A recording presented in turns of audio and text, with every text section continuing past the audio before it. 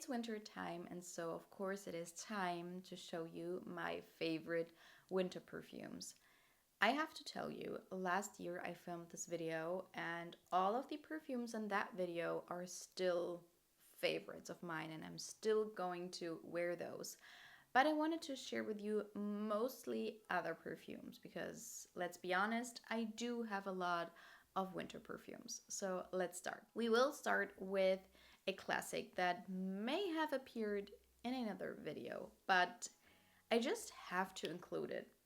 Oh my god, this is so good. And it is so underrated. This is 11th Hour by Byredo. I hardly hear anybody talk about this perfume, and it's so sad. I don't know why. So on here it says the main accords are woody, fruity, and fresh spicy, with notes of, in the top, Sichuan pepper and bergamot, middle notes, plum, rum, fig, and carrot seeds, and the base notes are cedar, cashmere wood, isoe super, tonka bean, olibanum, and labdanum. And to me, it's just so cozy. You know, I love my fruity scents all year round, but especially in spring and summer, I cannot get enough of those. But to have a fruity, like super fruity perfume in the fall and winter time is just perfect. And this is it. To me, it smells a bit like a plum and cinnamon crumble. Yeah, because of the, what was it, carrot seeds? It gets something almost like hearty, and the plum is so fruity. It is a little bit boozy at the same time. It's definitely spicy, but the Sichuan pepper is not too peppery, and it's not very tingly in your nose, like, for example, the pepperiness for some reason in the Kayali vanilla one. That's not what you get here. It's just an interesting direction that the perfume goes to, but you also get more like Christmassy spices, and it's also kind of like a cider, like an plum and apple cider drink with a little bit of extra booze in there. So good. It's not a beast, but it is long lasting and quite projecting, so people will smell you, you will smell yourself, and this was strong from the get-go, so no need to let it macerate or whatever. It's so beautiful. And I've had this perfume for years, and I still love it like I did on the first day. Then something completely different, but you know I love my cozy scents. And this one just stole my heart for some reason. This is Vanilla Haze by Fugazzi, and I have talked about this perfume a lot. But this one has main accords of vanilla, sweet, and caramel. It has notes of almond, coconut milk, hazelnut, vanilla, tonka bean, caramel, cashmere, amber. People say that it smells like Bianco Latte. I would not say that they are twins. They are definitely in the same family. Both of them are vanilla caramel scents, but this one, I don't know why, but it has something very niche to it that the Bianco Latte does not have. Bianco Latte to me is mostly vanilla, caramel, and mint on my skin, which is really crazy because a lot of people do not get that at all. This one is a little bit more spicy and almost dusty. It has something woody and almost smoky in the background, but just slightly. But it's not your typical vanilla extract only scent. Not at all. It's very intriguing and sometimes even challenging, reminding me a bit of the Supreme Vanilla perfume by Zara. That's the kind of vanilla you get. It's not a very linear, normal type of vanilla scent, but to me it is interesting. It's a vanilla, it's cozy, but it's not smelling like every other vanilla perfume. And the performance and sillage, I would say, is the same as 11th Hour. So good all around. Then let's pivot to something very loud. And I think I haven't shown you this bottle in a while. This is Red Redemption by Ojar. And when I searched for how this smells like, I saw 3 perfumes listed as similar to this one. And I have to tell you, it does smell like all 3 of those perfumes to me. So let's get into the notes. This one has the accords of rose, musky, and soft spicy, with notes of pink pepper, blood orange. In the middle we have rose, amber, patchouli, vetiver, and the base notes are vanilla, white musk, and oak moss. And people say it smells like Baccarat Rouge, Atomic Rose by Initio, and Oud for Greatness by Initio. And it does smell like all 3 of those perfumes. Like a mix of all of those, very smoothly blended. It's extremely smooth. It is strong, don't get me wrong. And the sprayer is incredible. Like the bottle is super heavy, the cap is super heavy, the sprayer is incredible. It's impeccable, really, really beautiful. And everything I've tried from this brand was really good. So it is smoothly blended, but all of those perfumes that I just mentioned are very strong. So to have all of these perfumes in this together basically is a very strong perfume. But it is so beautiful. I love the plush rose of Atomic Rose by Initio. I love the strong character and the backbone of Oud for Greatness. And there is no oud in here, but you have a very strong woodiness going on, even like smoky. And then you get the oak moss, but also this fluffy, airy character that you get from Baccarat Rouge. So you really get characteristics of all of those perfumes in here, which is so interesting. And a lot of times Oud for Greatness is too much for me. Baccarat Rouge, I have to be in the mood to wear it. And Atomic Rose sometimes is just too rosy for me. So this one ticks off everything that I like from all of these perfumes and puts them together in one perfume. So to me, it's super interesting and such a great scent. It smells so luxurious. Let's continue with a red perfume, meaning red is in the name as well. So this is Jo Malone Red Hibiscus. And when I picked the perfumes for this video, this one just screamed at me. And I was like, let's test you out again. I was like, yeah, it has to be in this video. This is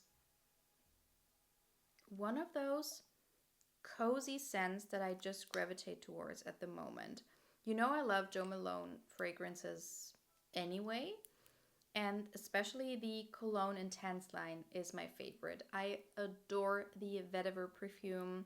I adore Mourin Tonka, of course, and this one, and also the poppy one I do like. But this one is just something special to me. So the main accords are floral, amber, and vanilla. The notes are mandarin, ginger, cardamom in the top, which sounds quite Christmassy, right? Then we have hibiscus, jasmine, black orchid, water lily, ylang ylang, which doesn't sound Christmassy at all, and vanilla, amber, and incense in the base, which you definitely do get. And I think this is what makes it a little bit more Christmassy, winter appropriate. But this one is such a cozy scent. So what I mostly get, at the beginning you do get something citrusy and fresh, just like a lot of those Jo Malone fragrances. But quite shortly after, you get the base. I mostly get an incensey vanilla that goes into the same direction as something like Mourin Tonka, but also something like Baby Cat, those more smoky, spicy vanillas that are very interesting.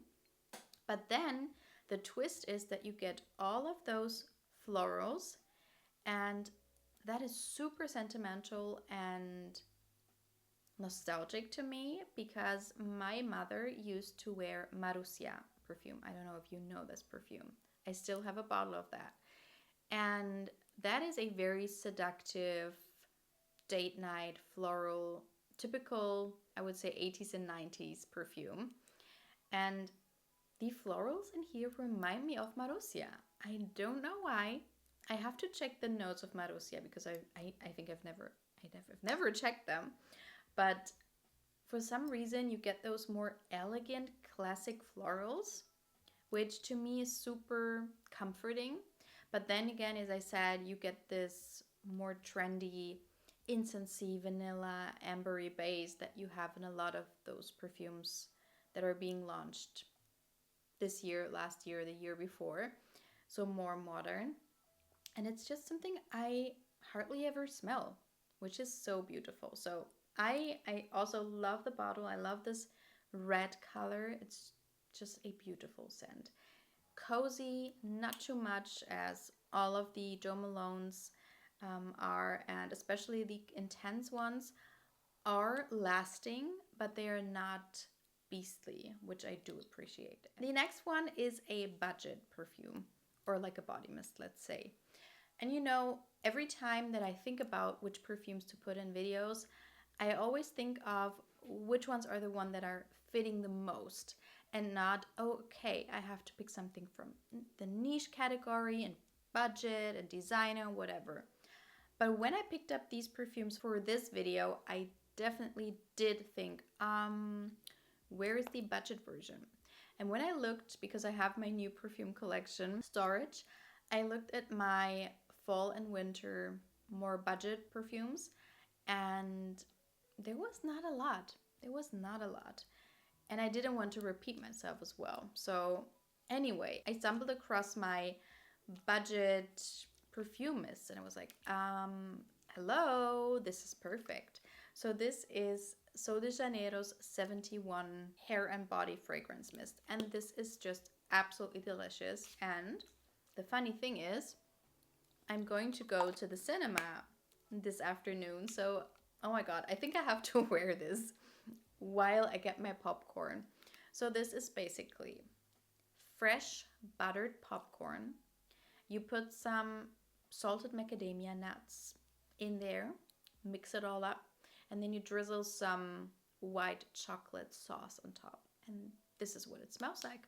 It's just incredibly edible. It is definitely not very perfumey. It's very gourmand. You have to like your scents to be photorealistic. But this just makes my mouth water. It is so, so good. And also, if you mix this with any of the perfumes I'm going to share with you today, it's going to be good. It's just going to be more delicious, more sweet, more good. It's just fantastic. And lastly, I have a perfume that seems to be a fan favorite because every time I show it, you guys are telling me, oh my god, this is so good. So I agree with you. This is Seta by Moresque. And it is quite new to my collection when it comes to winter perfumes. And when I first tried it out, it was summertime and I got a sample. And I was in love. So let me tell you about the accords and the notes. The main accords are amber, warm, spicy, and vanilla. And the fragrance notes are saffron, bergamot, and lemon and top. Middle notes, myrrh and ylang ylang. And the base notes are vanilla, amber, sandalwood, and benzoin. And when I first tried it out, I mainly got vanilla and ylang ylang with a beautiful burst of bergamot and lemon and a little bit of this myrrh and saffron, but not too much. I fell in love with it. Then I got a bottle. It was a partial bottle, so you never really know how long it was open, how they stored it, and whatever. But when I got this and I smelled it, it did not smell off, but it did not smell like what I smelled in my sample. This one pulls all of the other notes basically, and I do appreciate it, but the other one, the sample, I could see myself wearing that in the springtime and the fall time, and this one to me is so resinous that I mainly see it for the winter time, but I have been wearing it a lot. Though I have to tell you, my husband does not like it. So basically now I get benzoin, amber, and myrrh with some saffron and a little bit of vanilla. But it's not fresh and citrusy at all anymore. I don't get any florals. And it's not very sweet and vanilla-y. It's quite resinous. It's not as thick and heavy as, for example, Grand Soir by MFK. But it goes into the same direction, but it remains quite soft and subtle. which is why I do appreciate it.